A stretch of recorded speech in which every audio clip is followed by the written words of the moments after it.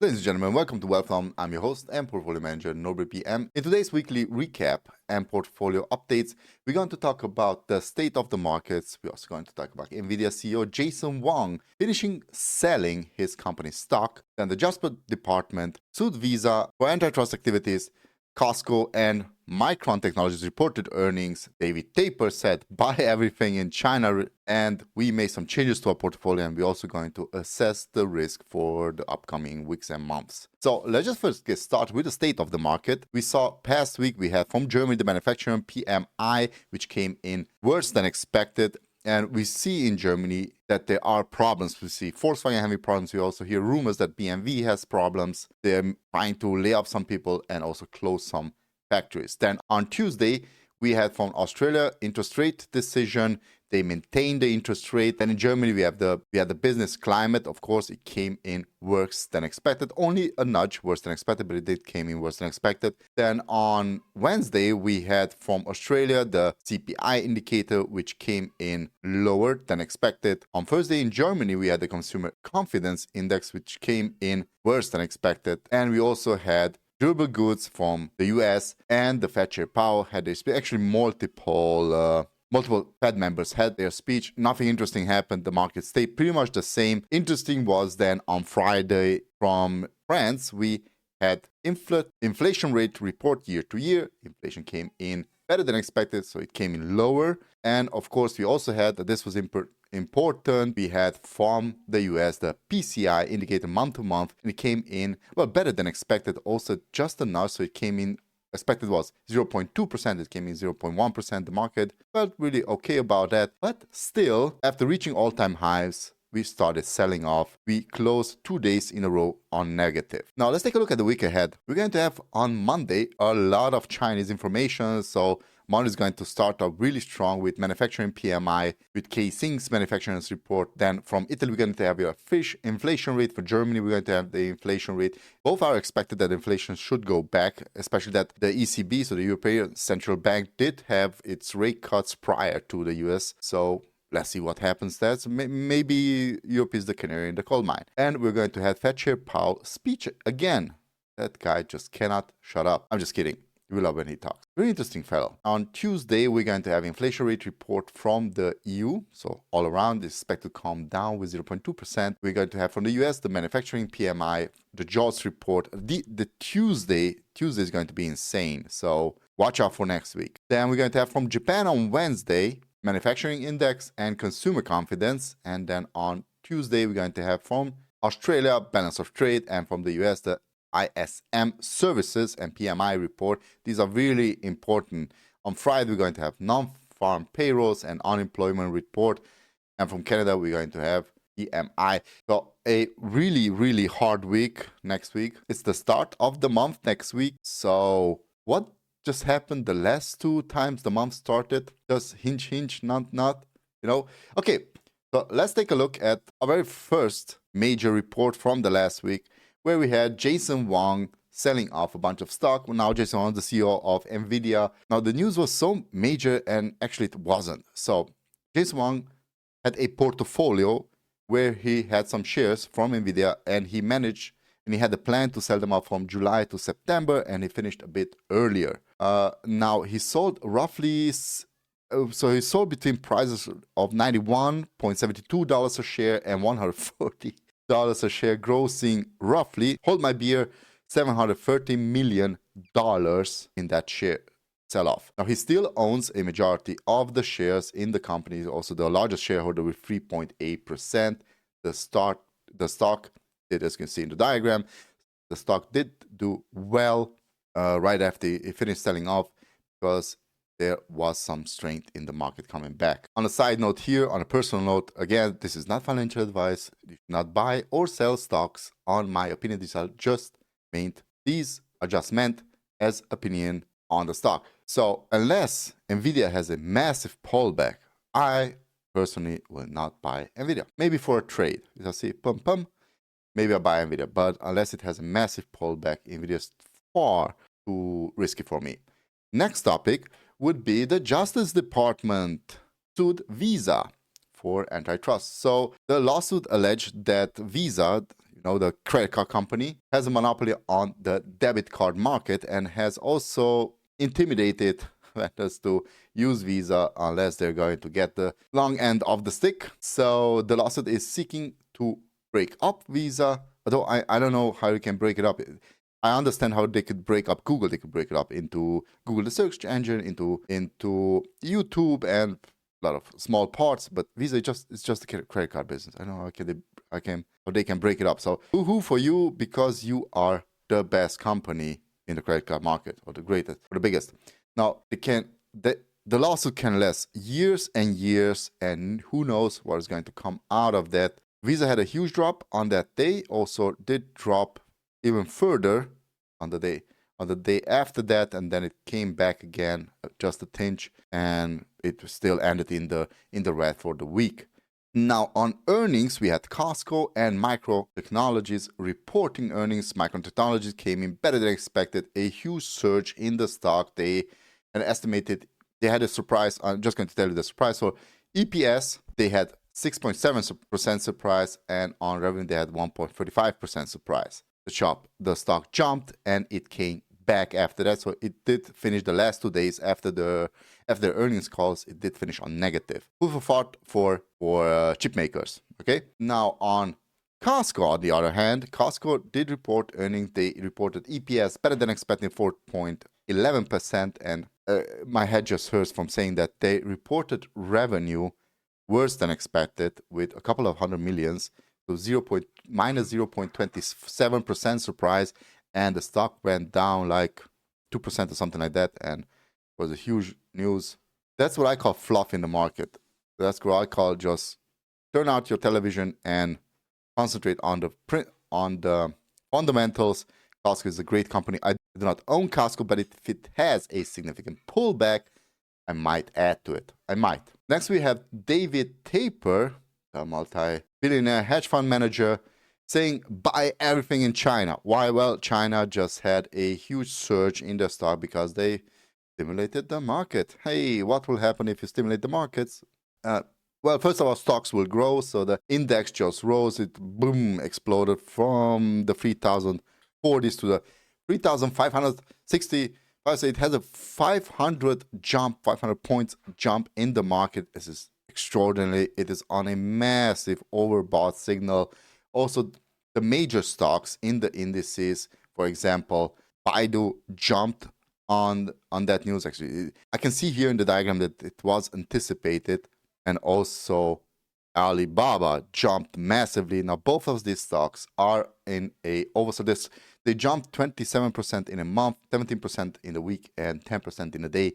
So all technicals indicate overbought. Food for thought there. Okay, so that's basically it for the news. Now let's jump into our portfolio. Let's see what happened in the past week. We did some changes. We bought, we sold. Now let's talk about what we bought, what we sold, and why we did it. Okay, so let's jump into the portfolio. Let's start with the portfolio performance. We had a positive 2.21% on the week. We have a current yield of 3.05% on the entire portfolio. Now this is variable, depends on multiple factors. For example, our cash, we reduced our cash to 9.86% of the portfolio, and we received one single dividend, and that is from Brookfield Asset Management, a $0.39 per share on the Brookfield stock. I'm going to do a separate episode on Brookfield Asset Management, actually on the Brookfield Corporation and on Brookfield Asset Management. I think they are great companies, and we're going to talk about them later, in a much later video. Okay, now we did the dollar cost average, as always, into our SPY here, our index, which is just replicating the S&P 500. It's an ETF. It also has a small yield, as you can see, here 1.08 yield. But the increase was then compensated by a sell, and we're going to come to that just in a couple of seconds. Now, all of the tables and all of the graphs are in the blog post, and also for those of you who are subscribed to Substack, you're going to get them first. Okay, so I'm also on Substack, by the way. So let's go into buying. We opened new positions. We opened up a bunch of new positions. You can see our stocks are now 28. It rose from 23 to 28 stocks that we own now. First things first, on the 23rd of September, we bought Annaly Capital Management. So let's talk a bit about Annaly Capital Management. Now, they are in the financials, but they are actually in a real estate investment trust. So, meaning that the payouts that they receive, they're going to return as dividends. And they are returning, now never buy a stock based on their dividends, but they are returning 12.75%. They are going to have, on Monday, the 30th, they're going to have the ex-date, and you're going to receive $0.58 per share. And the price is currently at 20. Think about it, $20 per share. So massive, massive, massive.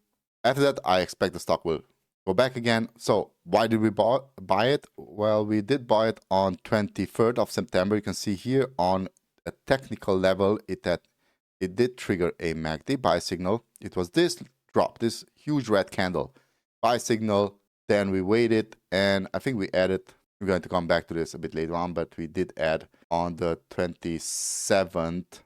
Yep, on the 27th of September, basically yesterday, we added to it again, reaching a 3.4%. Where do we have Annaly Capital Management?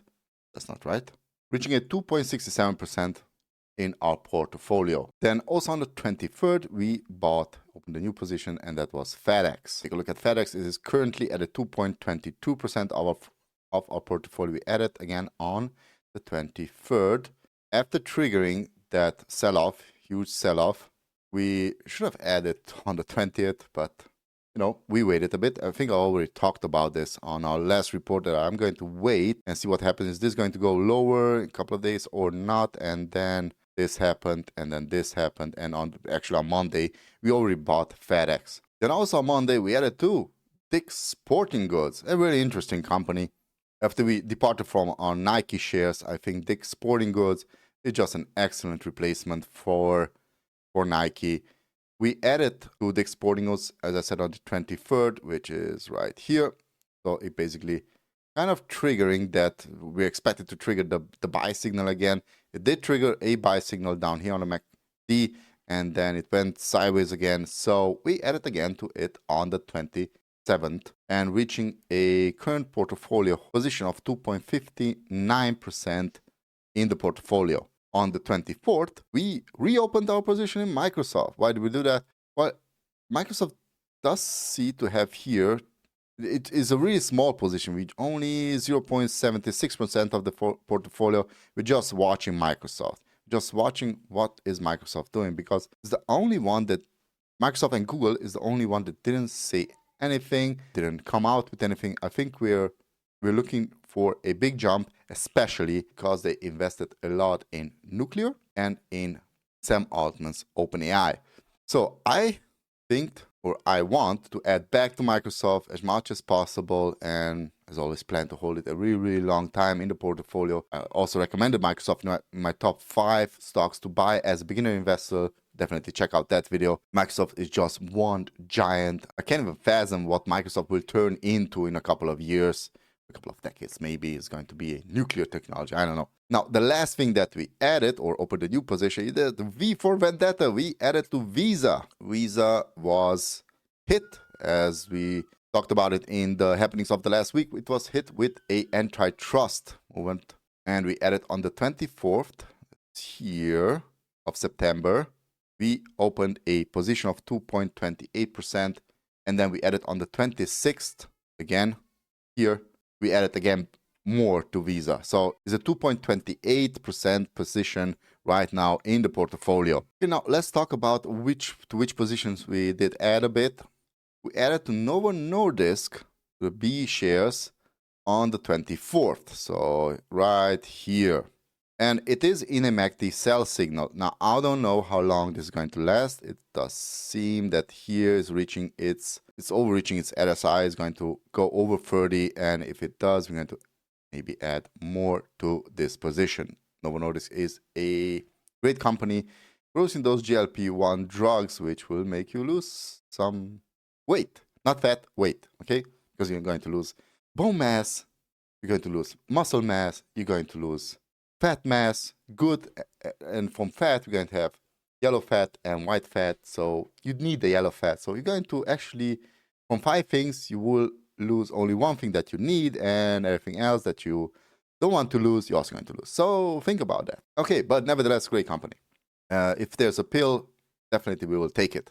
Now, we also added to Diamondback Energy. Why? Because Diamondback Energy has a huge pullback right here. It is currently triggering a buy signal, so who knows what will happen, but it was definitely a bit oversold here. It is playing around with being oversold. We added to this position. As you know, Diamondback Energy is actually a driller. So now, like Exxon or Chevron, which is a which are refineries, this is a driller. So we added to Diamondback Energy on the 24th. See, it's here, and on the 26th, which is here, we added to Diamondback Energy. It is currently as a 3.01%. There we go, 3.01% of our portfolio. This is the only energy stock that we do own. Of course, Chevron would be a great addition to the portfolio, but it's currently, in my opinion, overpriced. So we're going to wait. Next, we always said that we did add then to Visa on the 26th, that we opened the position. We added to Annaly Capital Management on the 27th after we opened that position, and to Dick's Sporting Goods also on the 27th, so basically on Friday. Now, let's go to our sellers. We sold, from one news that I didn't even report on, we sold on nuclear. We sold a bit here on the, let's see, on the 23rd. We sold once here on the 23rd. Wait, here.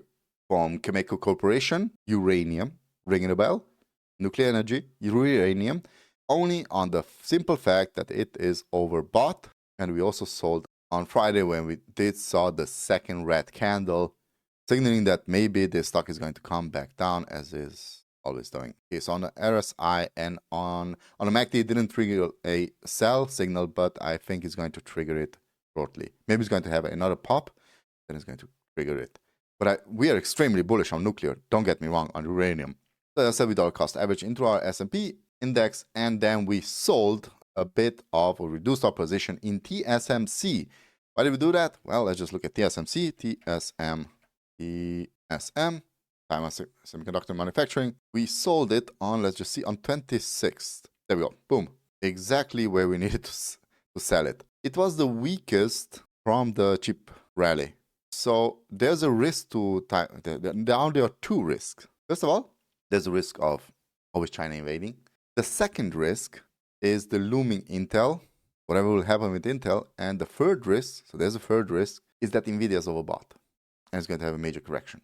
So who knows? We just reduce the risk a bit. Okay, we also sold up completely stocks. One of them is a mistake, and not because I sold it, but because I sold it far too late, and that is Starbucks. We sold Starbucks completely.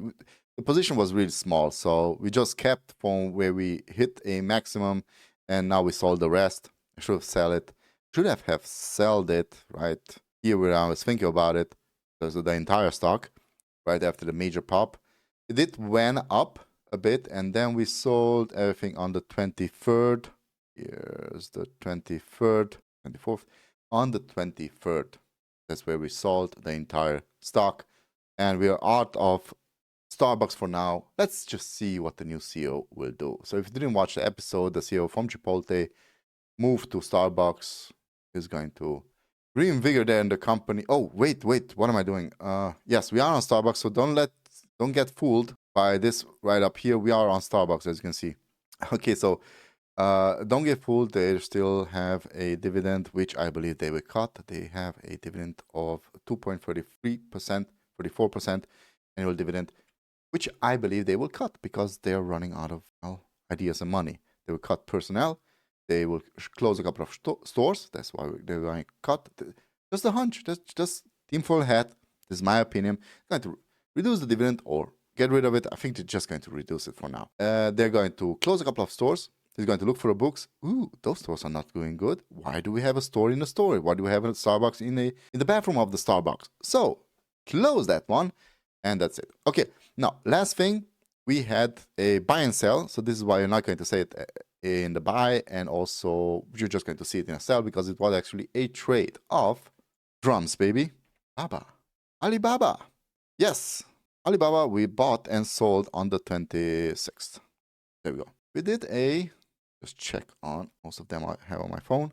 You're not seeing the actual portfolio, of course. This is the app where I push in all of my data. But on Alibaba, we bought it at, let me just check this, I'm not going to say it in euros, so we bought it at 90 and we sold it at 92.4. Okay, so 2.4 euros per share, irrelevant how many shares, but we got in and we got out, and I think we did the right thing. So if this goes up just a notch, then whoop-de-doo, but it's going to come down. It's going to come down hard. My opinion, tinfoil hat. Don't take my, this is not financial advice. Please do not buy and sell stocks on whatever I say. But if you take a look at the earnings that are expecting us, or the reports that are expecting us next week, you should be cautious, I would say. So, risk in the market. So we still have the presidential election, which is nearing and nearing. We had our federal rates cut. We have the Federal Reserve cutting rates 50 points. Bit too drastic, I would say. So the market knew, or was expecting 50. The analysts were expecting 25. And because the analyst and the market does not come together, I believe the Fed knows something that we do not know. So let's see the employment report next week, and let's see what China does next week. So the risk is high. It's not very high, but I would say the risk is high for the next week in the stock market. Ladies and gentlemen, with this being said, I'm Norbert BM. Please like this video and share it with us. It really helps us out a lot. We're a growing channel. Show me some love. Also, get subscribed to the channel and click the notification bell in order to get notified when we post new videos like this. With this being said, stay safe out there. Have a lovely weekend. Catch you next time. Bye-bye.